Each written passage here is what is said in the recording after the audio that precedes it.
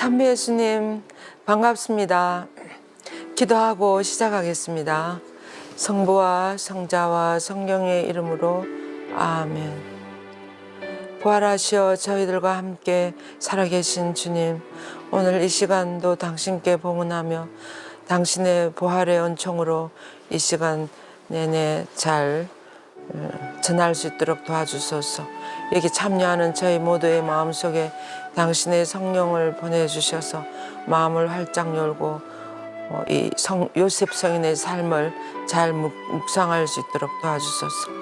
특별히 오늘은 노동자의 수호자 성요셉 기념일을 맞이해서 요셉 성인이 얼마나 우리 모든 아버지들의 모험이시고 참으로 말없이 당신을 따라가는 삶을 사시는지를 저희들이 잘 묵상하고 그 요셉 성인을 본받아 묵묵히 부활하신 예수님을 따라가는 신앙의 삶을 잘 살아갈 수 있도록 도와주소서. 성모님 이 시간 저희들과 함께 해주소서. 우리 주 그리스도를 통하여 비나이다. 아멘. 성부와 성자와 성령의 이름으로 아멘. 참배 예수님 반갑습니다. 정말 예수님 부활하셨도다. 알렐루야 알렐루야. 여러분 정말 기쁘시죠? 부활하신 예수님은 어디 들어가셨을 것 같습니까? 그 막달라 여자에게 나타나신 예수님은 막달라 마리아가 예수님 발을 라보니하고 예수님 발을 잡으니까 예수님 뭐라 그러셨어요? 나를 잡지 말라고. 그리고 갈릴리아 가서 이 사실을 전하라 그러잖아요. 그러면서 보니까 예수님 없어졌어요. 그때 예수님 어디로 들어가셨을까요? 막달라 여자 마리아 마음 안에 들어가셨다 그랬어요. 그래서 그때부터 이 막달라 마리아는 부활하신 예수를 본 거예요. 너무 기뻐서 그것을 제자들에게 달려가서 막 그렇게 전하잖아요. 그와 똑같이 부활하신 예수님 우리들 모두의 마음 안에 들어오셨습니다. 그래서 우리들 안에 사시잖아요. 그래서 부활하신 예수님과 함께 오늘 노동자의 수호자 성요셉 기념일을 맞이해서 요셉 성인의 이 삶을 처음부터 좀 묵상하고 싶었는데 기회가 잘 없었어요. 근데 이번에 우리 너무나 섭섭하게도 프란치스코 교황님께서 서거하시고 그래서 이 프란치스코 교황님의 요셉 성인에 대한 이 교서를 꼭 나누게 되겠다는 그런 생각이 들었습니다. 그래서 성요셉의 삶이라는 이 요셉 성인을 지금 성요셉 성인 보편교회 수호자 선포 150주년을 맞이해서 2020년에 프란치스코 교황님께서 교서를 내신 겁니다. 그 결의예요. 그래서 프란치스코 교황님의 말씀입니다. 예. 그래서 우리가 너무나 마음이 아프시잖아요. 그래 너무나 정말 예수님의 모습을 잘 보여주시고 그래서 교황님의 말씀을 잘 새기고 이제 살아가는 우리들의 숙제가 남은 것 같아요. 그래서 이 교황님의 말씀을 따라서 우리가 요셉 성인을 닮아가는 그런 저희들이 되었으면 좋겠습니다. 이 교서의 제목이 아버지의 마음으로요. 파트리스 코르데, 그러니까 아버지의 마음으로 이제 이것을 보는 거예요. 보편교회 수호자 선포 150주년을 기념해서 2020년 프란치스코 교황님이 쓰신 글이 되겠습니다. 교황님은 서두에 이렇게 이야기하셨습니다. 두 복음사가 특별히 예수님의 유년사에 대해서 쓰신 마테오 사가와 루카 사가 두 분이 성요셉 성인의 생애를 쓰셨다고 이렇게 하시면서 그렇지만 네 복음서 안에 다 요셉 성인에 대해서 짤막짤막하게 나옵니다. 요셉 성인이라고 불리는 이 예수님을 요셉이 얼마나 사랑하셨는지를 보여주고 있다고 그랬습니다. 그러면서 루카복음 4장 22절에는 보면 모두 그분의 입에서 나오는 은총의 말씀에 놀라워하였다. 그러면서 저 사람은 요셉의 아들이 아닌가라고 그 마을 동네 사람들이 그러잖아요. 그럴 때 이렇게 요셉의 아들이라고 그랬습니다. 요한복음 6장 42절에서는 저 사람은 요셉의 아들이 아닌가. 똑같은 다 이렇게 예수님을 요셉의 아들로 이렇게 표현했습니다. 그런데 저 사람이 어떻게 나는 하늘에서 내려왔단다라고 말할 수 있는가. 이렇게 요한복음에서 이야기하는 거죠. 그리고 마테오복음에서는 저 사람은 목수의 아들이 아닌가. 그의 어머니 마리아라고 하지 않나. 그리고 그 형제들은 야고보, 요셉, 유다, 시몬이 아닌가 하는 그런 말씀이 나오시죠. 이렇게. 그다음 마르코 복음에서는 저 사람은 목수로서 마리아의 아들이며 야고보, 요새, 유다, 시몬가 형제간이 아닌가 이런 말씀이 나오죠. 그래서 사복음서에 다 요셉 성인에 대해서 나옵니다. 요셉 성인을 예수님을 이야기할 때 저분은 요셉의 아들이 아닌가, 요셉의 아들이 아닌가, 이렇게 또 옥수의 아들이 아닌가, 뭐 이런 식으로 다 표현을 하고 있다는 것입니다. 예. 그러시고 이제 여기 보면 마테오와 루카는 요셉에 대해서 조금 전해주지만 예수님 어린 시절부터 하면서 이렇게 전해주고 있지만 요셉이 어떤 아버지였고 하나님의 섭리에 따라서 요셉에게 맡겨진 그 당신 사명이 무엇이고 그것을 어떻게 충실히 이행하는지에 대해서 이해하는 데서는 아주 충분하다고 그랬습니다. 두 사가가 이야기해 주는 것이. 그래서 요셉이 보잘것없는 목수였고 마리아와 약혼하였다는 이 사실을 알려줍니다. 여기서 보면 아주 요셉은 그 나자렛 마을에서 보잘것없는 목수였습니다. 그리고 마리아와 약혼한 그런 사실인데 그런 사실이라는 것이 나오고 또 요셉을 어떻게 이야기합니까? 마태복음에서 그는 어려운 사람이었고 율법을 따라서 사는 사람. 그리고 네 가지 꿈으로 이제 하나님께서는 천사를 통해서 그에게 계시는 하나님의 뜻을 언제든 천사를 통해서 알려줬고 그리고 또 요셉 성에는 너무나 정말 훌륭하게도 그 천사들의 말을 그대로 따라갑니다. 하나님의 뜻을 언제든지 실행할 준비가 되어 있는 그런 모습으로 드러나고 있습니다. 그래서 요셉 성인은 목자들과 동방박사들의 경배를 목격하잖아요. 옆에서 성모님은 이 동방박사들의 경배를 받지만 요셉 성인은 옆에서 목자들이 달려왔을 때 또 동방박사들의 경배하러 왔을 때 옆에서 그걸 다 보신 분이에요. 그래서 이들은 각각 이스라엘과 이교도들을 대표하시는 분이죠. 목자들은 이스라엘을 대표한 분들이고 그리고 동방박사들은 온 세계에서 이교도들을 대표한 이분들이 예수님을 경배하러 온 것을 옆에서 다 보시고 이렇게 하신 거죠. 그리고 이제 요셉은 용기를 내어서 예수님의 율법 법률적인 아버지가 돼요. 요셉이 처음에 우리가 그 성모님이 태중에 잉태하셨다는 소리를 듣고 요셉 성이 어떻게 합니까? 파혼하려고 마음먹었어요. 그리고 어렵고 율법대로 법대로 사는 사람 유태인 남자였기 때문에 절대로 자기 약혼자가 무슨 임신을 해온 약혼자를 맞아들이고 이렇게 할 수 있는 그런 분이 아니었습니다. 그런데도 어떻게 됐어요? 천사가 꿈에 나타나서 그 아기는 성령으로 말미암을 것이다 이렇게 이야기해 줬을 때 요셉성에는 즉시 성령을 따라가는 거예요. 그것을 보면 요셉성에는 아주 어렵게 사는 유태인 율법적으로 유태인 남자였지만 성령의 인도하시면 이런 걸 따라 즉시 천사의 인도를 따라가는 거예요. 그런 것을 보면 상당히 성령께 마음이 열려있는 분이라는 걸 알 수 있습니다. 그래서 천사가 그에게 일러준 대로 또 예수라는 이름을 지어주지 않습니까? 그 이름을 예수라고 하여라. 그분께서 당신 백성을 죄에서 구원할 것이다. 이렇게 천사가 이야기해 준 대로 다 했어요. 그리고 이제 마치 창세기에서 아담처럼 고대 사람들은 사람이나 물건의 이름을 아버지들이 이름을 다 지어주면서 관계를 맺었습니다. 그래서 아담이 하나님이 천지 창조를 해놨을 때 뭐 이름 물론 그 이름이 지금까지 내려온다 그러잖아요.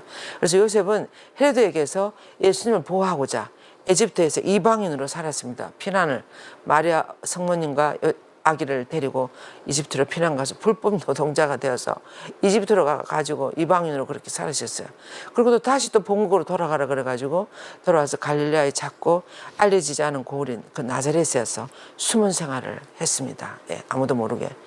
이제 그렇게 했는데 그래서 복자 비오 9세 교황님은 요셉 성인을 보평교회의 수호자라 그랬어요.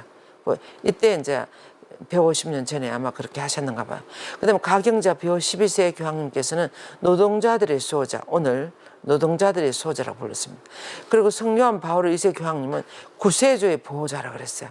이렇게 아름다운 정말 그 훌륭한 너무나 중요한 이름들을 붙여드렸습니다. 그리고 사람들은 주로 임종하는 임종하는 이들의 수호자로 우리는 기억을 하잖아요. 요셉 성인을. 그래서 임종하는 수호자로 요셉 성인을 간구하고 이렇게 합니다. 그리고 또 이제 그래서 프란시스 교황님은 이렇게 하겠습니다.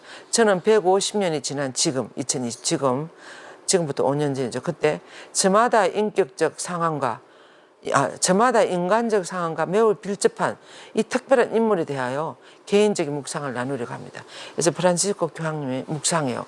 얼마나 심오하고 아름다운 묵상인지 기대하십시오. 예. 그래서 이렇게 이야기하십니다. 오늘날 의사, 간호사, 상점 주인, 종업원, 환경미화원, 간병인, 운수 종사자, 치안 유지에 종사하는 경찰들 이런 사람들, 자원봉사자, 남녀 수도자, 사제, 다른 많은 이들이 역사의 중요한 사건들을 서내려가고 있다는 것은 분명합니다. 이렇게 이야기했어요. 왜냐하면 요셉 성인이 너무나 숨겨진 생활을 했어요. 아무것도 몫으로서 그냥 그 성모님과 예수님을 돌봐주는 그런 역할을 했어요.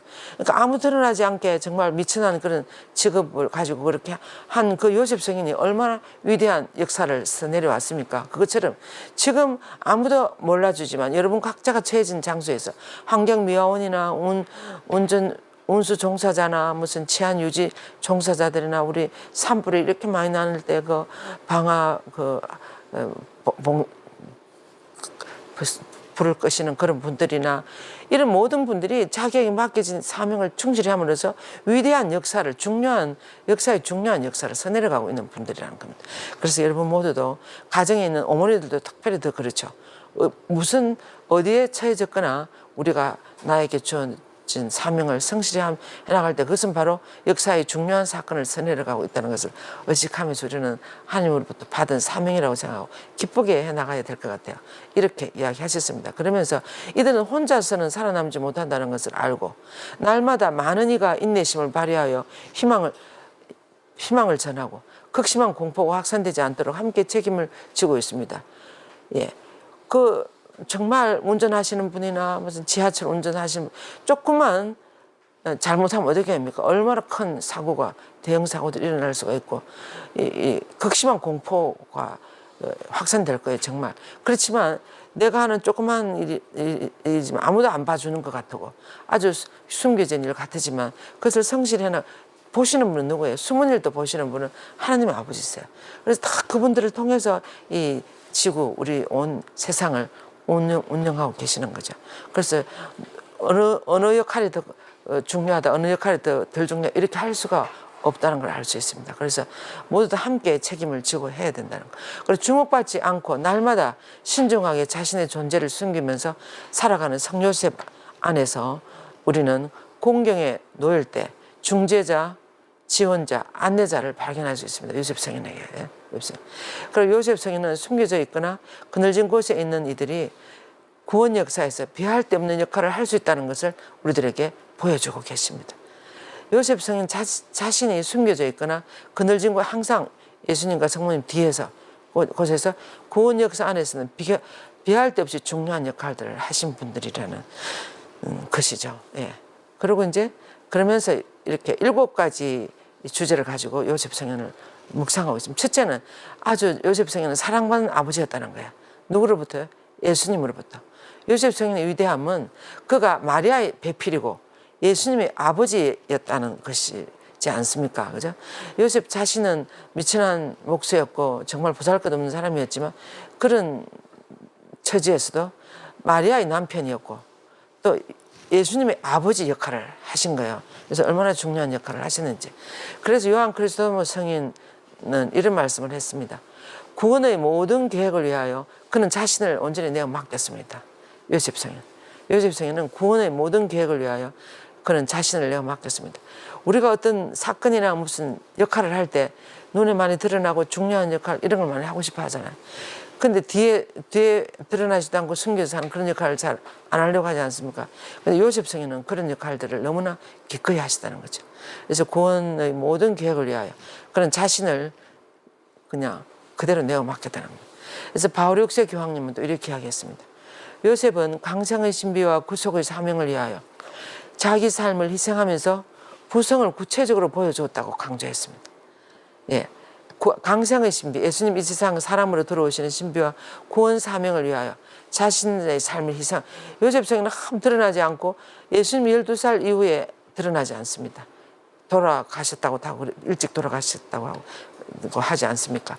자신의 삶을 희생하면서 아버지로서 역할을 충실히 하고 돌아가시다는 걸 알 수 있습니다.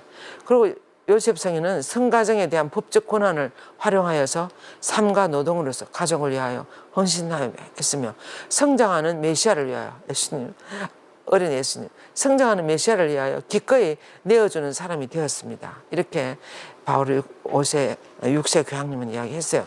그래서 이렇게 너무나 사랑받는 아버지로서 역할을 너무나 기꺼이 해줬다는 자신을 내어주면서. 그래서 요셉 성인에게 봉헌된 교회나 수도회, 단체, 교회 공동체 이런 거 많지 않습니까? 그리고 수많은 성인 성녀들이 요셉 성인에게 깊은 신심을 가지고 있어요. 엄청 사랑받습니다. 많이 드러나지 않았지만 요셉 성인은 얼마나 많은 이들로부터 사랑받고 또 봉헌된 수도회나 또 교회 단체 뭐 수많은 성인 성녀들도 요셉 성인을 잡고 일을 해가신 분들이 얼마나 많습니까? 그 중에서 특별히 우리가 잘 아는 아빌라이 성녀 데리사 성녀는 요셉 성인을 변호자이며 중재자로 선택하였고 그에게 늘 의탁하면서 청한 모든 은총을 받았습니다. 그래서 다른 이에게 요셉 성인에 대한 신심을 굳건히 가지라고 엄청 많이 권유했어요. 갈멜 수녀님이 있지 않습니까? 16세기 스페인에서 태어난 아빌라이 성녀 데레사는 갈멜 수도회를 완전히 개혁했어요. 원래 그 정신대로 맨발의 갈멜 수도는 그렇게 개혁을 하면서 많은 수도회를 창설하고 이렇게 할 때 항상 요셉 상을 가지고 다니면서 요셉 성인에게 다 했다가고 모든 것을 요셉 성인과 함께 해나갔다는 걸 알 수 있어요. 그래서 다 기도하고 지금도 갈멜 수녀이나 이런 데 가면 요셉 성인상이 반드시 있고 그 수녀님들이 엄청 요셉 성인을 많이 기도하고 있는 것을 볼 수 있습니다. 그래서 우리 누구나 다 요셉 성인에 대한 신심을 굳건히 가지고 우리를 다 돌봐주신 아버지 수호자이시니까 많이 의탁하라고 데드레사 성녀는 이야기하고 계십니다. 그리고 모든 기도서에서 요셉 성인에게 바치는 기도문이 있지 않습니까? 그리고 또 매주 수요일은 요셉 성인에게 기도하고 또 3월에는 특별히 성요셉 성호를 지내고 있습니다. 오늘 같은 5월 1일은 또 노동자의 수호자라고 이렇게 하지 않습니까? 그리고 두 번째로는 온유하고 아주 다정한 아버지였다는 거예요. 첫 번째는 많은 사람으로부터 사랑받는 너무나 숨겨져 계셨지만 너무나 사랑받는 아버지였고 두 번째로는 온유하고 다정한 아버지였습니다. 이 그림을 누가 그랬는지 너무나 다정한 아버지 그 하느님이신 예수님을 바라보면서 요셉 성인은 예수님을 날마다 지켜보면서 그런 말을 가르쳐 주시고 안아주며 볼을 비비고 몸을 굽혀서 먹을 것을 입에 넣어주고 하는 그런 너무나 사랑스러운 아버지였다는 거예요. 다정한 아버지. 그러니까 예수님은 요셉에게서 하느님의 온유한 사랑을 아마 보셨을 것이라고. 그래서 아버지가 자식들을 가엾이 여기듯 주님께서는 당신을 경외하는 이들을 가엾이 여기십니다 는 시편 구절을 인용하시면서 프란치스 교황님은 이렇게 다정한 아버지였다는 것을 묵상하셨습니다. 그래서 요셉이 시편 기도를 바치는 요셉 성인은 그 유다의 구약시대의 사람이지 않습니까? 매일 시편으로 노래하고 기도하고. 그래서 요셉 성인과 성모님이 시편으로 기도하는 동안에 이스라엘의 하느님은 온유한 사랑의 하느님이라는 말들을 많이 들었을 거라고. 그래서 참 우리 프란치스 교황님도 상상력이 대단하십니다. 그죠? 그래서 그 시대에 그것을 이렇게 상상하면서 이렇게 다 표현을 하시는 거예요. 그래서 온유한 사랑의 하느님은 온유한 사랑의 하느님이라는 그런 구약시대 자비의 하느님 이런 말씀들이 많이 있지 않습니까? 바로 여기 시편에도 그 자비 당신의 모든 조물 위에 미칩니다. 하느님 자비가 온유하신 자비의 하느님. 그래서 구원 역사는 희망이 없어도 희망하며 희망이 없어도 희망한 사람이 누구죠? 아브라함이에요. 아브라함. 희망이 없어도 희망하면서 우리의 나약함을 통하여 우리의 결점 안에서도 실현된다는 거예요. 구원 역사는. 구원 역사는 어떨 때는 구원 역사가 안 될 것 같은 느낌이 들 때도 있어요.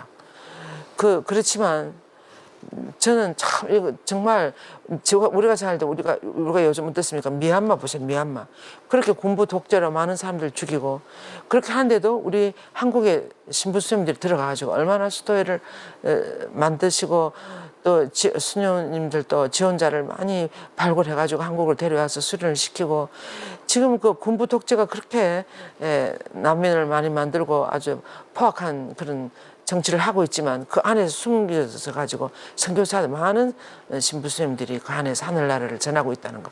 이것을 제가 보면서 정말 구원 역사는 희망이 없어도 희망하면서 우리의 나약함을 통해서 또 우리 결점이나 우리들의 지금 어려운 상황을 통해서 하시는 분은 하나님이시니까 하나님이 이렇게 나가시는구나 하는 걸 저는 너무나 많이 절실히 느끼고 있습니다. 바울 사도는 이렇게 이야기했어요. 바울 사도도 이렇게 내가 자만하지 않도록 하나님께서는 내 몸에 가시를 주셨습니다. 그것은 사탄의 하수인으로 나를 줄곧 찔러대며 내가 자만하지 못하게 하시려는 것이었습니다. 나는 주님께 3번이나 청하였습니다. 그러나 너는 내 은총을 넉넉히 받았다. 나의 힘은 약한 자 안에서 완전히 드러난다고 하시면서 바울 사도가 그렇게 기도했는데도 그 바울 사도 안에 어떤 너무나 아픈 어떤 지병이 있었던 것 같아요. 그걸 안 고쳐주셨습니다. 그래서 아무리 해도 안 고쳐주시니까 주시는 것을 보면서 이런 것을 깨달은 거예요. 내가 자만한 자는 내가 하나도 아프지도 안 하고 완전히 저기 하면 얼마나 교만해질까 자만해질까 이것을 네가 얼마나 약한 허약한 존재인지를 알아듣도록 겸손하게 하나님의 일을 하나님이 응할 수 있도록 이걸 안 고쳐주신다는 걸 알았어요. 그래서 내가 자만하지 않도록 하나님께서 내 몸에서 가시를 주셔서 그 안 빼내주시는 거예요. 사탄의 하수인 줄곧 찔러내 얼마나 아프셨을까요? 그리고 3번이나 청했다 그래요. 그러면서 알아들은 것이 이 말이에요. 너는 내 은총을 넉넉히 받았다. 나의 힘은 약한 데에서 완전히 드러난다고 하셨습니다. 그래서 우리가 정말 하나님의 역사를 보면 정말 약한 사람, 미천한 사람, 보잘것없는 사람을 통해서 하나님 다 일하시는 것 같아요. 12사도 다 어떤 사람들이었습니까? 그때 이스라엘에서 다 어부들이고 너무나 비천한 사람들이었어요. 요셉 성인이나 성모님도 마찬가지. 그 목동들도 마찬가지. 그렇지만 사실 하시는 분은 하나님이시니까 아무리 비천한 도구를 통해서도 하나님은 해나가실 수 있다는 거죠. 예. 그러면서 이것이 구원 경륜의 관점이게. 그래서 하나님은 아주 튼튼한 도구를 사용해서 하시는 게 아니라 허약한 사람, 아주 보잘것없는 사람을 통해서 일을 해나가시는 아버지이기 때문에 이것이 구원 경륜의 관점이라는 거예요. 그렇기 때문에 우리는 마음에서 우러나오는 온유함으로 우리의 나약함을 받아들이는 법을 배워야 합니다. 예. 나약함을 배워. 요셉의 하나님에 대한 믿음은 하나님은 우리의 두려움, 약점, 나약함 안에서도 일하신다는 사실을 믿을 것을 가르쳐 준다는 거예요. 그러면서 삶의 소용돌이 속에서도 우리의 길을 이끄시도록 맡겨드리는 것을 두려워해서는 안 된다는 것입니다. 아무리 어려움이 닥치고 두렵더라도 그것을 하나님께 맡겨드리라는 거예요. 우리의 길을 그분이 이끌어 가시도록 맡겨드리는 거. 우리가 어떨 때는 더 이상 어떻게 할 수가 없다. 이렇게 그런 느낌이 들 때도 그럴 때도 우리는 맡겨드리는 거예요. 믿음으로 맡겨드리는 거예요. 너무 잘 우리 교황님 표현하고 있지 않습니까? 믿음으로 우리는 우리의 두려움, 약점, 나약함 안에서도 일하시는 사실을 믿는 것. 그러면서도 엄청 어려운 가운데서도 그분을 우리 하나님께서 이끄신다는 것. 우리 교황님이 돌아가시기 전에 얼마나 지금 세계 곳곳에서 일어나는 전쟁들, 분쟁들, 다툼들 이런 것 속에서도 정말 희망을 잃지 않고 하나님은 해나가신다는 것. 끝까지 희망을 갖고 우리는 기도해야 된다는 것. 그래서 내가 마지막으로 겪는 모든 그 질병을 통해서 얼마나 아프셨겠어요. 얼마나 두렵고 힘들었겠어요. 그 뇌졸중으로 이렇게 돌아가시고 할 때 우리가 말로 표현할 수 없는 그런 어려움을 겪지 않았겠으면 그런 모든 고통들을 이 분쟁 중에 있는 모든 나라의 평화를 위해서 봉헌한다고 그렇게 이야기하셨습니다. 그래서 믿는 거예요. 아무리 이런 전쟁이 많이 일어나고 이렇게 하더라도 해나가시는 분은 하나님이시기 때문에 언젠가 하나님은 희망을 향해서 나아갈 수 있도록 하실 것이다. 그런 말씀이죠. 예. 그래서 때때로 우리는 완전한 통제를 바라지만 하나님께서는 언제나 더 큰 그림을 보고 계십니다. 우리는 뭐를 하면 완전하게 이렇게 하려고 그러는데 사실은 하나님은 더 위에서 더 큰 그림을 그리면서 좀 부족한 거, 좀 실패, 좀 결점 이런 걸 통해서도 아주 모든 이들이 다 함께 할 수 있도록 이렇게 큰 그림을 항상 그리고 있다는 것을 아마 우리 교황님은 알아들으신 것 같아요. 우리 교황님이 아르헨티나에 계실 때 보니까 너무 어려움이 많았어요. 군부 독재 시절 지나고 이렇게 그런 어려움을 겪어 오시면서 해나가시는 건 하나님이시구나. 하나님이 이렇게 해나가시는 거. 그래서 항상 그 말, 평화는 가능하다. 아무리 힘들어도 평화는 가능하다고 당신은 믿는다고 그랬습니다. 그래서 이 하나님이 항상 더 큰 그림을 그려서 해나가시기 때문에 그것을 믿으시는 것 같아요. 네. 그 다음에 3번째로는 요셉 성인은 순종하는 아버지였다는 거예요. 누구에게 순종했습니까? 천사의 말에 너무나 잘 순종하셨어요. 그 이스라엘의 법대로 사는 남자가 천사의 말에 얼마나 잘 순명하시는지 하나님께서 하시는 말씀. 하나님께서는 당신 구원 계획을 마리아에게 보여주셨던 것처럼 요셉 성인에게도 다 보여주셨어요. 꿈속에 주로, 그죠? 예, 그래서 요셉은 마리아의 신비한 잉태를 깊은 고민에 빠졌습니다. 어느 날 그렇게 사랑하는 약혼자이신 마리아가 임신을 해왔잖아요. 얼마나 놀랬겠어요. 얼마나 실망했겠어요. 그래서 다시는 마리아를 안 보려고 그러고 파혼하려고 그러고 어떻게 그럴 수가 있을까. 너무 알아듣기 힘들었어요. 너무 고민에 깊은 고민에 빠졌습니다. 그러나 세상에 드러내고 싶지 않았어요. 그래서 남모르게 마리아와 파혼하기로 작정하였다. 그래서 사랑했죠. 그래서 사랑하는 사람을 끝까지 세상에 드러내서 창피를 당하도록 하고 싶은 마음 없었어요. 그래서 남모르게 고민하다가 이제 이렇게 하려고 작정을 한 거죠. 파혼하기로. 근데 그날 밤에 어떻게 돼요? 첫 번째 꿈에서 천사는 그날 밤에 요셉이 중대한 문제를 해결할 수 도와줍니다. 어떻게 도와줍니까? 이거 보자. 두려워하지 말고 마리아를 아내로 맞이하라. 그 몸에 잉태된 아기는 성령으로 말미암은 것이다. 마리아가 아들을 낳으리니 그 이름을 예수라고 하여라. 그분께서 당신 백성을 죄에서 구원하실 것이다. 이렇게 이야기하는 거예요. 저기 보세요. 그 몸에 잉태된 아기는 성령으로 말미암았다 그러잖아요. 요셉 성인은 어떤 남자와 이렇게 생각, 우리는 인간으로서 그렇게밖에 생각할 수가 없죠. 근데 정말 성령으로 말미암았다잖아요. 이 말을 듣는 순간 요셉 성인의 모든 오해가 다 풀리는 거죠. 오해가 풀리면서 보세요. 당신 백성을 죄에서 구원할 이 아기를 예수라 그러고 마리아가 낳는 이 아기는 당신 백성을 죄에서 구원할 그런 사명을 타고난 아이라고 이런 말을 들었을 때 요셉성인은 확 알아듣는 거야. 하느님이 마리아를 통해서 뭔가 대단한 일을 하신다는 거. 또 자기들 그렇게 기다리던 메시아 구세주를 보내실지도 모른다는 그런 생각을 할 수 있지 않겠습니까? 예, 요셉 성인도. 그래서 그 천사의 말에 순종하는 거예요. 그래서 어떻게 됩니까? 잠에서 깨어난 요셉은 주님의 천사가 명령한 대로 마리아를 아내로 맞아들였다. 아내로 맞아들였고. 그래서 요셉은 순종함으로써 마리아를 아내로 맞아들이면서 모든 문제가 다 해결됐어요. 성모님이 그 엘사벳 언니를 만나고 올 때 벌써 6개월 됐어요. 그래서 배가 지금 엄청 많이 불렀어요. 그래가 동네에 들어왔어요. 그래서 사람들이 모두 시시시시 하고 이렇게 하는데 요셉 성인이 빨리 마리아를 아내로 맞이들어 결혼식을 올린 거예요. 결혼식을 올리고 나면 문제가 없어요.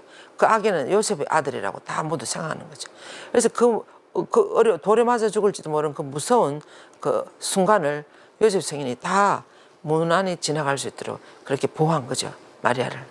그래서 요셉은 순종함으로써 극적인 상황을 헤치고 마리아를 구할 수 있었다. 첫 번째 꿈에서 그랬다는 거예요. 두 번째 꿈에 나타난 천사는 이렇게 이야기했습니다. 이제 빨리 일어나서 아기와 그 어머니를 데리고 이집트로 피신하여 내가 너에게 일러줄 때까지 거기 있으라. 헤로데가 아기를 찾아서 없애버리려고 한다. 이 말 듣고 너무 놀랐어요. 요셉 성모님도 마찬가지.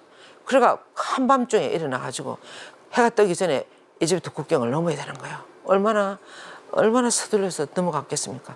그래서 요셉은 주저하지 않고 천사의 말에 순종해서 즉시 자고 있는 마리아를 깨웠어요. 요셉은 일어나 밤에 아기와 그 어머니를 데리고 이집트로 가서 헤로데가 죽을 때까지 거기에 있었다. 한 4, 5년 정도 있었다고 하지 않습니까? 죽을 때 거기에 있었다. 예, 그래서 이렇게 꿈에 주로 천사가 나타나는 거예요. 근데 세 번째 꿈에 어떤 일이 나? 그래서 이제 이집트로 이제 피신을 가서 거기서 이제 불법 노동자 아닙니까? 어떻게 살아갈 수 있을까요? 그 요셉 성인이 목수니까 다니면서 노동일도 하고 우리가 그 너희 고통은 나의 고통이라는 그 책에 보면 그 성모님 7가지 고통에 대해서 이야기하는 그 책에 보면 그때 요셉 성인은 그 이제 막 밤에 막 떠날 때 망치랑 일하는 도구 있잖아요. 이거 다 챙기는 거예요. 그것도 성모님은 그 동방박사들이 준 보물 있잖아요. 보물. 그거 막 다 챙겨가지고 또 아기에 필요한 좀 옷까지 좀 그래가지고 막 떠나는 거예요. 다 가져가지고.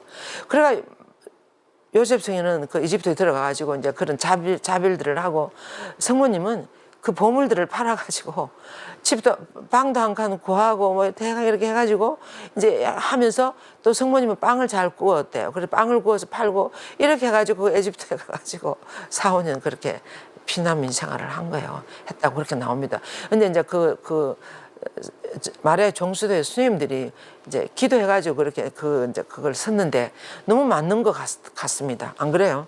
그래서 이제 이집트에 사라져요. 이집트에 살고 있는데 다시 또 꿈에 천사가 나타나서 나가지고 아기를 죽이려는 자들이 다 죽었다고. 그러니까 일어나서 이제 아기 어머니를 데리고 이스라엘로 다시 돌아가라고 이렇게 이야기하는 거예요.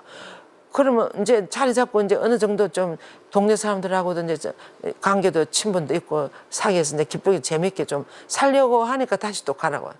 그러면 내 생각대로 하는 사람이나 이런 사람 어떻게 해? 이제 좀 뭔가 하려고 그러고 일자리도 많이 생기고 이제 뭐 자리를 좀 잡는데 조금만 더 있다가 가지고 이렇게 생각하는 사람 많을 거예요. 그런데 요셉 성모님은 적시 놓고 다시 또 다 놓고 또 그 피난길에 오르는 거예요. 다시 본국으로 돌아오는 거예요. 그래서 요셉은 이번에도 바로 순종하였습니다. 요셉은 일어나 아기와 그 어머니를 데리고 이스라엘 땅으로 들어갔다. 이스라엘 들어가는데 네 번째 꿈에 돌아오는 길에 이렇게 이야기했어요.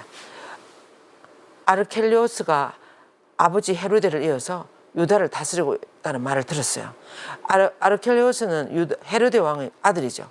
그래서 그래서 그 아들이니까 또 예수를 어떻게 해코지를 하면 어떻게 되겠어요? 그래서 그것을 가기가 두려워하였다. 그래서 그러다가 꿈에 다시 지시를 받고 갈릴레아 지방을 떠나 나자렛이라고 하는 고을로 가서 자리를 잡았다. 그래서 그는 나자렛 사람이라고 할 것이라는 그 성경 말씀이 이루어지는 거예요. 이렇게 요셉 성령은 순종하는 아버지였습니다. 하나님의 뜻에 성령의 이끄심에 순종하는 아버지. 그다음에 네 번째는 수용하는 아버지, 받아들이는 아버지.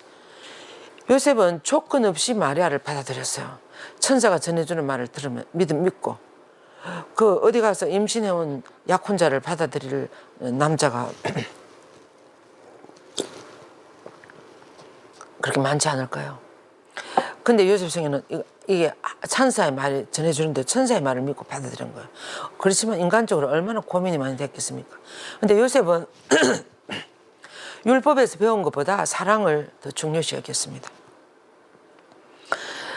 그래 율법보다는 사랑이 더 중요한 거죠. 그래서 여성에 대한 정신적, 언어적, 신체적으로 폭력이 분명히 드러나고 있는 오늘날 요셉은 존경스럽고 섬세한 남성상을 제시해주고 있다는 거예요.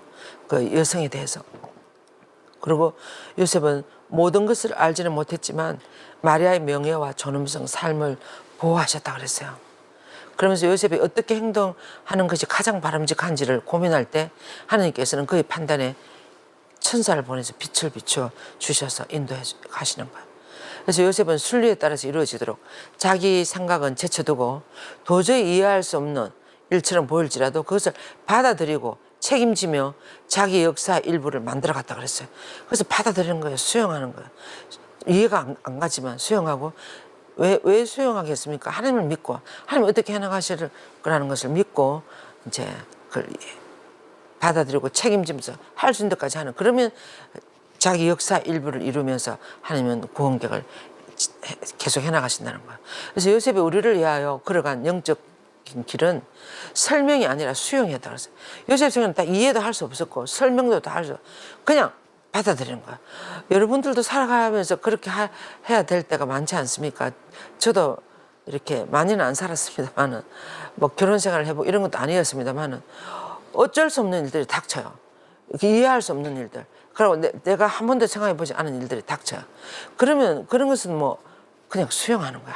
하나님이 허락하신 것이라고 생각하면서 이해하려고 하지 말고 그냥 받아들이고. 그래서 수용하고 화해할 때만 우리는 더 큰 역사와 깊은 의미를 엿보기 시작한다 그랬어요. 수용하고 그것을 해나가는 대로 같이 따라가다 보면 하나님이 역사를 해나가시는 거예요. 그래서 요셉은 수동적으로 굴복하는 사람이 아니었고 무조건 그런 사람이 아니었고 용기 있게 굳건한 의지로 상황을 주도하는 사람이었어요. 상황을 주도하지만 성령을 따라서 그렇게 해나가신다는 책임을 지고. 수용은 성령께서 주시는 불굴의 용기로 우리의 삶을 통해 드러난다 그랬어요. 불굴의 용기 있어야 돼요. 성모님도 돌에 맞아 죽을지도 모르는데 좋습니다. 해보겠습니다. 받아들였어요. 이해되지 않았어요. 내가 남자와 아무런 관계도 앞으로 안 할 사람 어떻게 내가 그런 아기를 잉태할 수 있을까? 절대로 알아들을 수 없었어요. 그렇지만 그 하나님께는 불가능한 일이 없다고 이렇게 하는 그 천사의 말에 그냥 불굴의 용기를 가지고 들어보니까 맞는 믿음이 가는 거예요. 뭔가 좋다고. 그래서 뛰어드는 거예요. 거기를 뛰어드는 거죠. 우리가 김대건 신부님이 26살밖에 안 된 청년이었는데 어떻게 그 무서운 칼날 안에 이렇게 되들까 저렇게 되들까 이렇게 하면서 그 순교를 할 수 있을까? 그것은 불굴의 용기를 가지고 뛰어드는 거예요. 그 하나님의 섭리에 자신을 맡긴 것이죠. 그래서 여기 보세요. 삶의 모순과 좌절과 낙담이 있더라도 삶을 있는 그대로 받아들이는데 필요한 힘을 주실 수 있는 분 오직 주님뿐입니다. 좌절과 낙담과 모순적인 그런 삶을 받아들여서 우리가 이런 속에서 살아갈 수 있는 때 힘을 주시는 분 오직 하나님뿐이라는 거예요. 예, 그래서 예수님께서 오신 것은 하나님께서 주신 선물이에요. 선물 아닙니까? 요즘 부활 복음 어떻습니까? 하나님은 우리를 너무 사랑하셔서 당신의 아들 이 세상에 내보내주셨어요. 그 외아들 믿는 사람 누구나 다 구원을 받는다고. 그래서 이 선물의 선물, 너무나 큰 선물.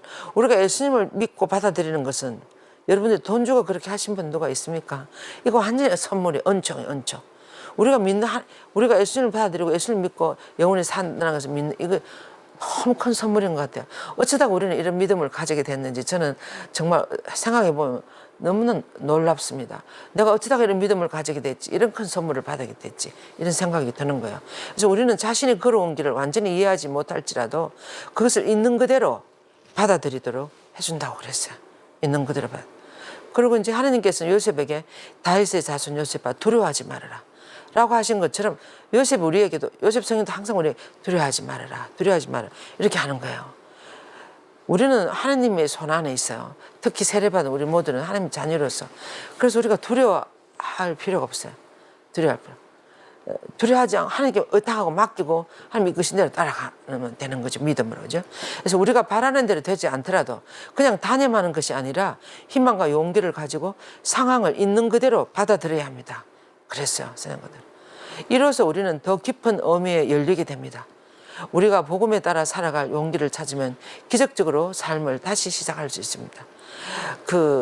우리가 이번에 프란시스 교황님 서거를 통해서 당신 학식 역사나 이런 우리가 그런 영상물을 많이 봤는데 특히 코로나 시기에 바티칸 그 넓은 광장이 아무도 없는 그 휑하게 비어 있는 그 광장을 교황님 혼자서 걸어 올라가지 않습니까? 중앙제대로 올라가셔서 거기 앉아가지고 뭐라 기도하십니까? 예수님 일어나시라고 빨리 손을 빨리 일어나셔서 우리들의 손을 잡아주시라고 빨리 안 일어나시고 뭐 하십니까 하면서 빨리 우리들을 구해주소서 이렇게 기도하시더라고요. 그러니까 상황을 있는 그대로 받아들여 그 코로나 그 이탈리아에서도 신부님들만 해도 300명 이상 돌아가셨대요. 지난 코로나 때. 그러니까 이탈리아에도 그러고 이제 이 세계적으로는 1,500만 명 이렇게 죽었대요. 그러니까 그것이 하나의 1차, 2차 대전 다음에 3차 대전이라고 할 정도로 세계 대전에 사람들이 많이 죽은 거예요. 교황님 그 희망이라는 책에 그렇게 교황님 직접 써놨습니다.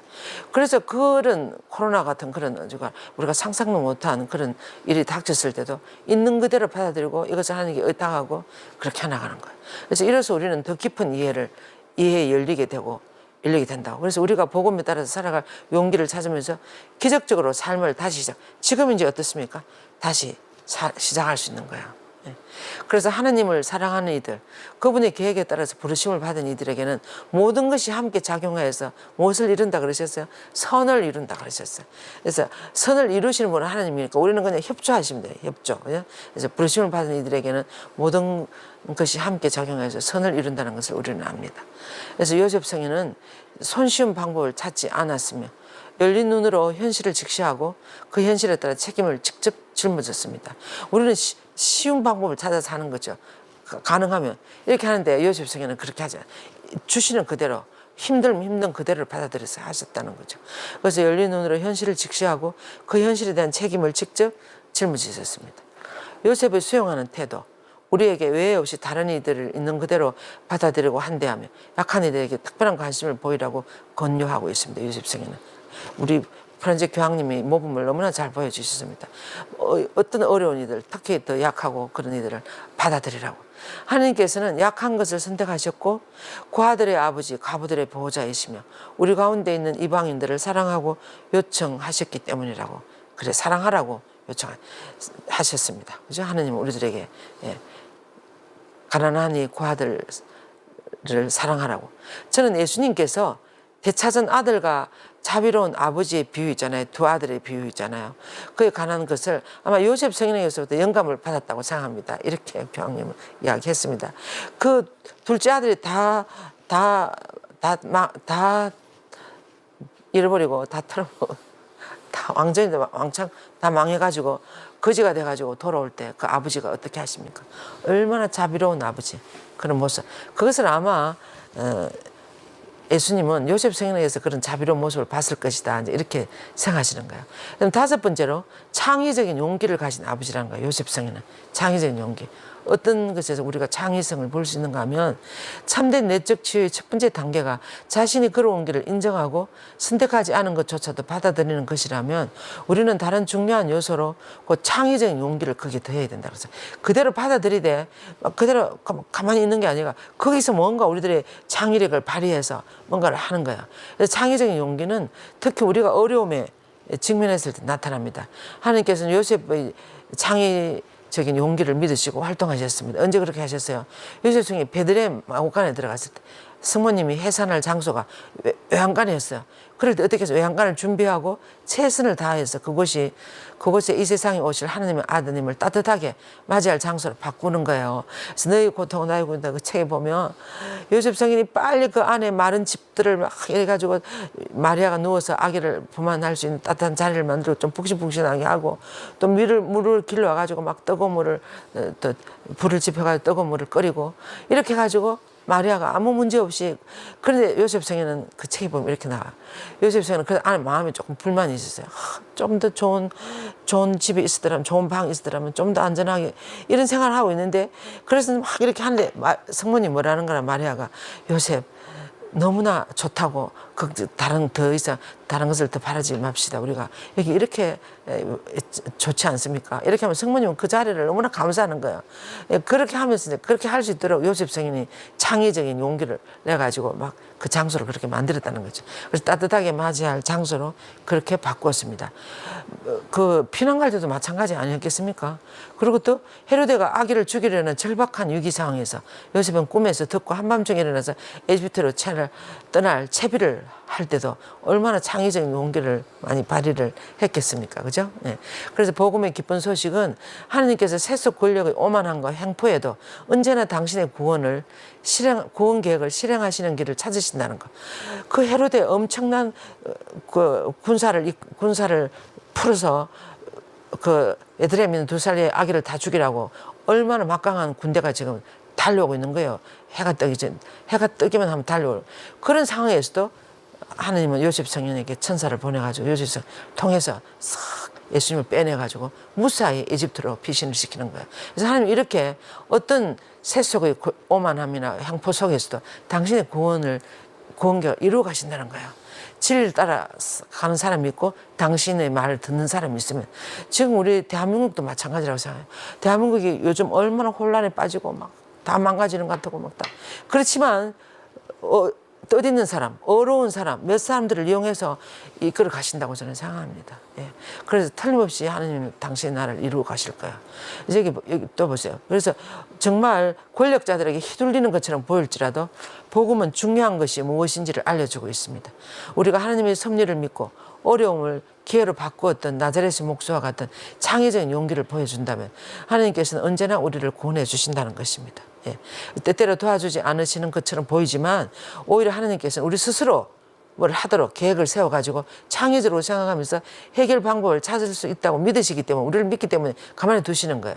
그럼 우리는 정말 하나님 주신 이 머리를 사용해서 할 수 있는 거예요. 우리가 사도직 할 때도 마찬가지예요. 사도직 할 때도 어떻게 할 수 있을까 기도하고 막 이렇게 하면 더 잘 되더라고요. 제가 코로나가 일어났을 때 우리 마리아 학교를 줌반으로 했어요. 줌반. 근데 처음으로 줌을 사용해서 했는데 100명이 넘게 들어왔습니다. 그래서 얼마나 밖에는 코로나 때문에 사람들이 아무도 못 다니고 난리를 치는데 우리는 줌 안에서 얼마나 기쁘게 마리아 학교를 하고 나중에 수료식을 하고 그랬는지 몰라요. 그래서 창의적인 방법 우리 활용하는 거예요. 창의적인 용기를 가지고. 예. 그래서 성가정이 에집트에서 머물렀던 동안에 먹을 것, 머무를 것, 아까 제가 말씀드린 일자리 이런 거. 그래서 역경에서 벗어나고자 목숨을 걸고 탈출하는 우리 형제 자매 많은 이민자들처럼 현실적인 문제들에 직면할 수밖에 없었습니다. 이민들 하면 우리는 파란색 교황님 생각하지 않을 수가 없어요. 그 사람들은 어디 가서 그 나라를 방문하고 올 때 그 비행기에 이민자들을 태워서 오시고 이민자 가족 몇 명을 16명을 태우고 이렇게 하는 그런 분들이 있기 때문에 이민자들이 그래도 어느 정도 살아가는 거예요. 온 세계에. 예. 계속 그리고 또 로마 교황청 바티칸 그래도 그런데 또 받아들이고 막 이렇게 하면서 그래서 현실적인 문제에 직면할 수밖에 없을 때도 우리가 창의적인 용기를 발휘해야 된다는 거예요.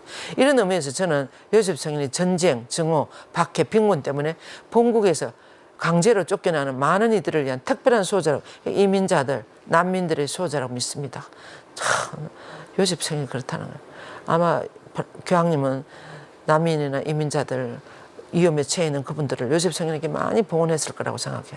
그래서 복음은 그가 일어나서 아기와 그 어머니를 데리고 하나님께서 그에게 명령하신 대로 했다는 거 얘기했어요. 사실 예수님과 그와 그의 어머니 마리아는 우리 신앙의 가장 소중한 보배입니다. 안 그래요? 예수님과 성모님.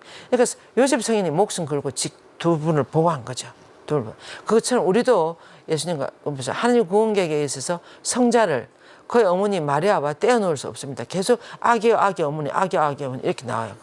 그 예수님 베들레헴에 태어나서 이제 에집트에 돌아올 때까지 보면 우리가 그 마태복음 보면 아기 어머니 이 말이 4번에 나와요. 그래서 이 두 아기 어머니는 풀릴 수 없는 유대로 맺어졌다 그러지 않습니까? 그렇게 해가지고 그 이 두 아기 어머니를 돌보신 분이 요셉 성이라는 거예요. 그리고 요셉 성모님은 이렇게 신앙의 나그네 길을 걸으셨고 십자가에 이르기까지 아드님과 당신의 결합을 충실히 간직하신 분이시기 때문입니다.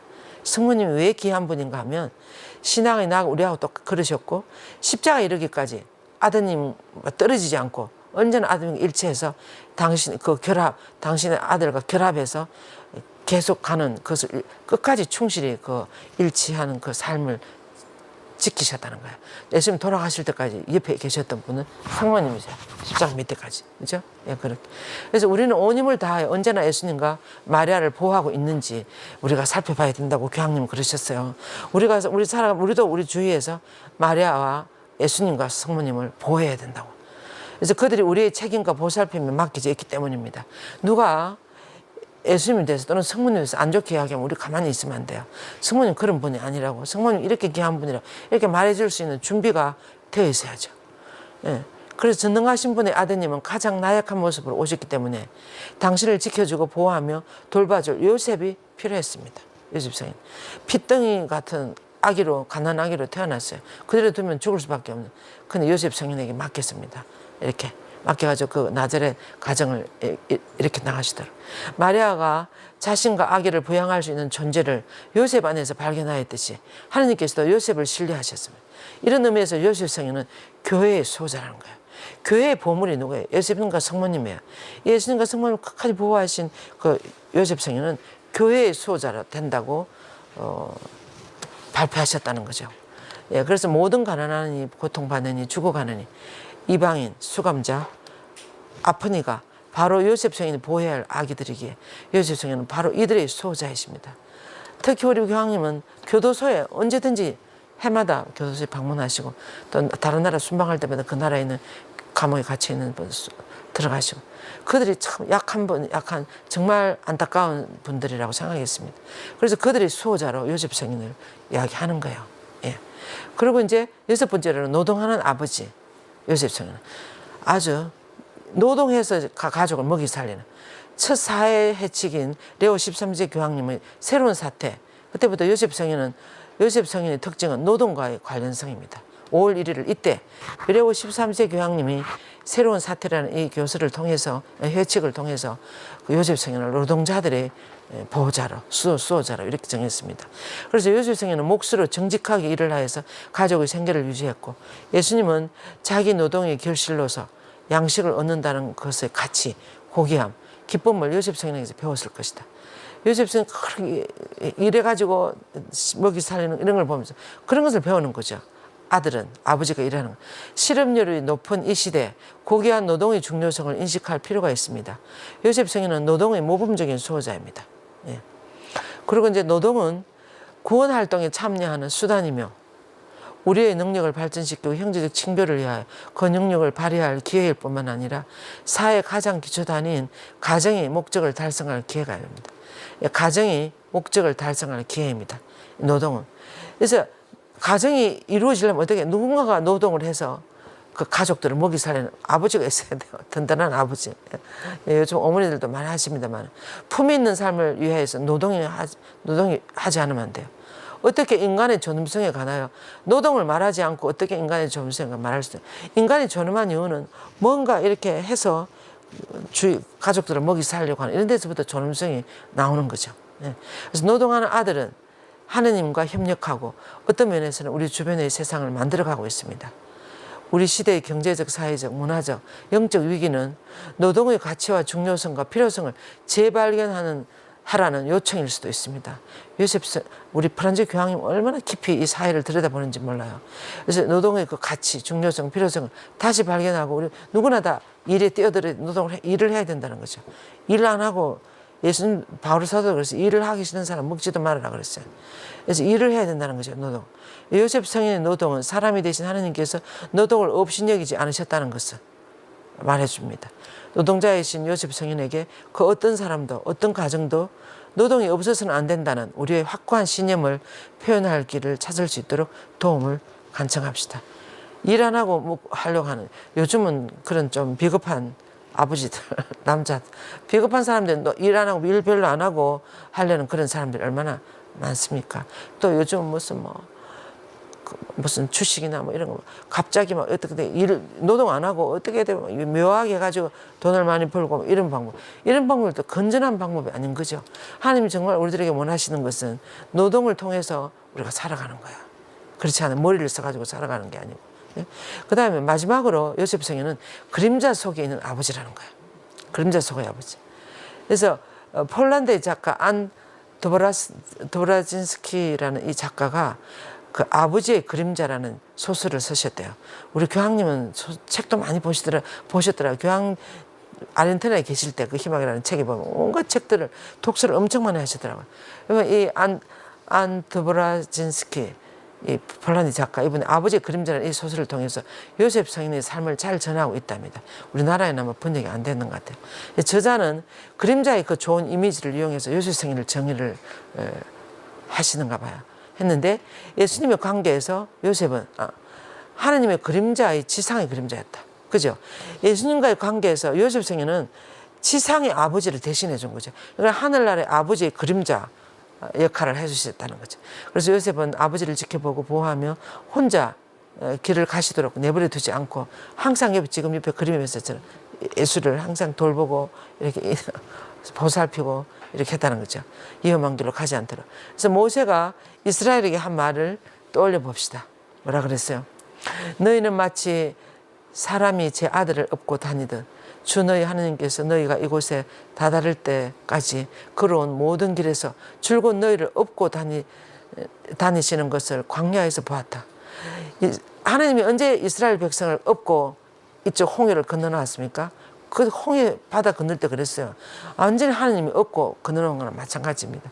우리도 어떨 때 그 어려운 길을 어떻게 통과했을까 생각하면 정말 이렇게 하나님이 업고 건너왔다는 거 이런 것을 우리는 많이 볼 수가 있어요.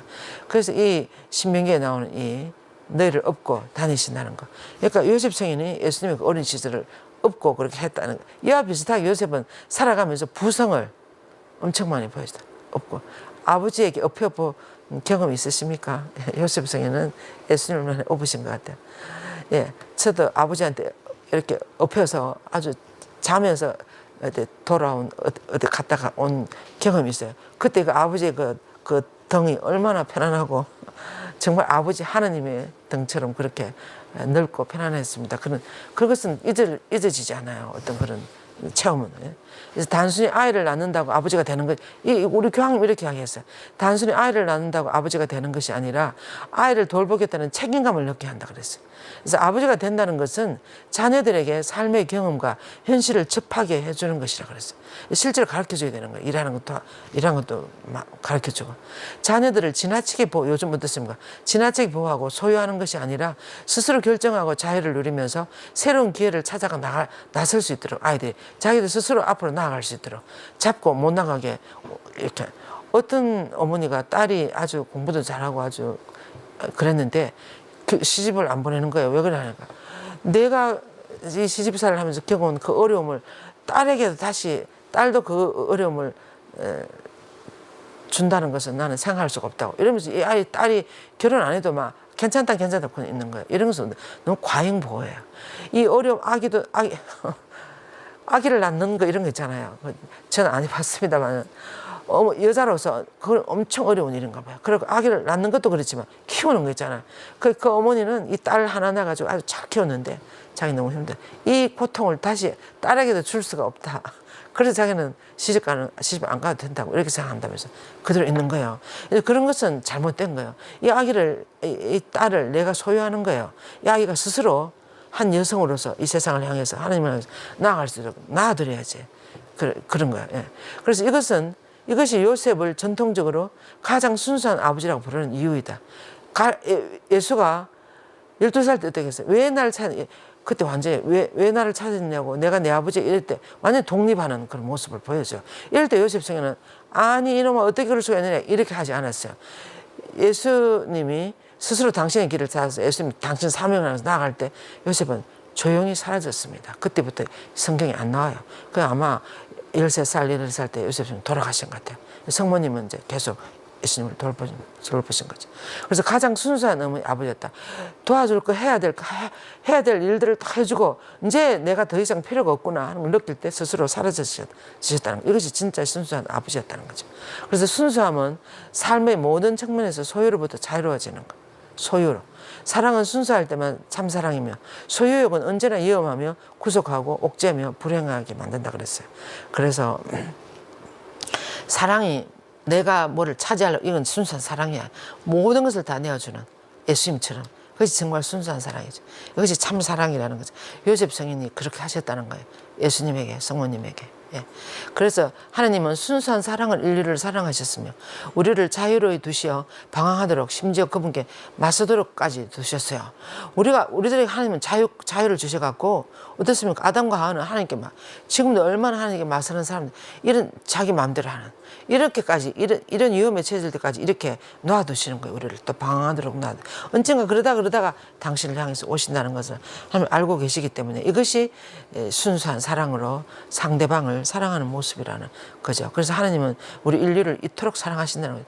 당신에게 그렇게 마음을 아프게 해드리고 하더라도 그대로 참으시는 거예요. 사랑의 논리는 언제나 자유의 논리입니다. 이제 프란치스코 교황님의 그 생각이에요. 말씀. 그래서 사랑의 논리, 언제나 자유의 논리. 상대방을 자유롭게 해주는 것이 진정한 사랑이라는 거죠. 그래서 요셉은 자유로이 사랑하는 법을 알았으며 결코 자기 중심적이지 않았다. 오히려 마리아와 예수님을 자기 삶의 중심에 두었다. 예.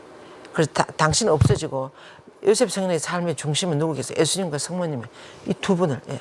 그래서 요셉은 희생이 아니라 자기를 기꺼이 내어줌으로써 행복을 찾았습니다.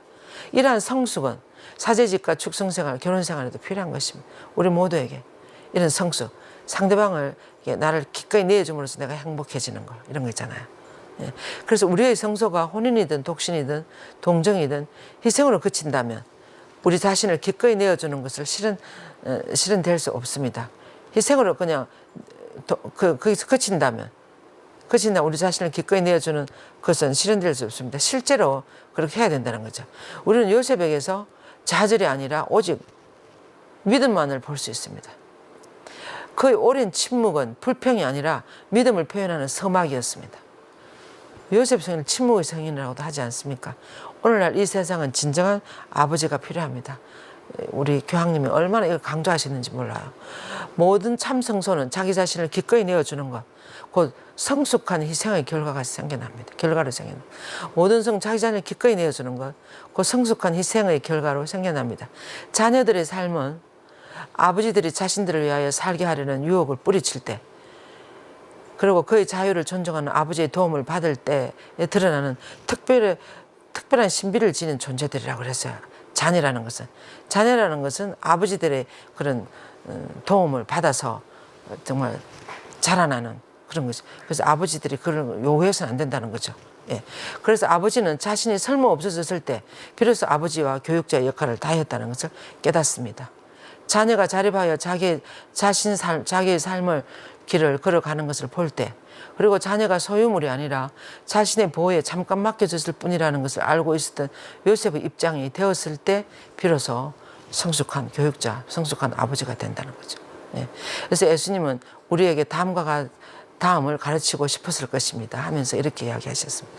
또 이 세상 누구도 아버지라고 부르지 말아라. 너희는 아버지는 오직 한 분, 하늘에 계신 그분 뿐이시다. 이걸 가르치게. 오직 한 분, 아버지 한 분 뿐이시다. 그래서 부성을 보여줄 때 소유가 아니라 더 큰 부성을 보여줘야 한다는 것을 명심해야 합니다. 어떤 의미에서 우리 모두는 요셉과 같습니다. 그죠? 우리 모두 부모들로서. 요셉은 어인에게나 선인에게나 당신의 해가 떠오르게 하시고 어려운 이에게나 불의한 이에게나 비를 내려주시는 하느님. 그래서 하늘에 계신 그 아버지의 그림자였으며 성자를 따라가는 그림자였다는 거예요. 그래서 일어나 아기를 데리고 가라 했을 때 하느님께서는 요셉 성인에게 하신 말씀. 그럼 요셉 성인이 정시 따라가는. 그러니까 요셉 성인이 하나님의 그림자였다는 거예요. 예수님을 지키는. 그래서 이 교서의 목적은 이렇게 하겠습니다.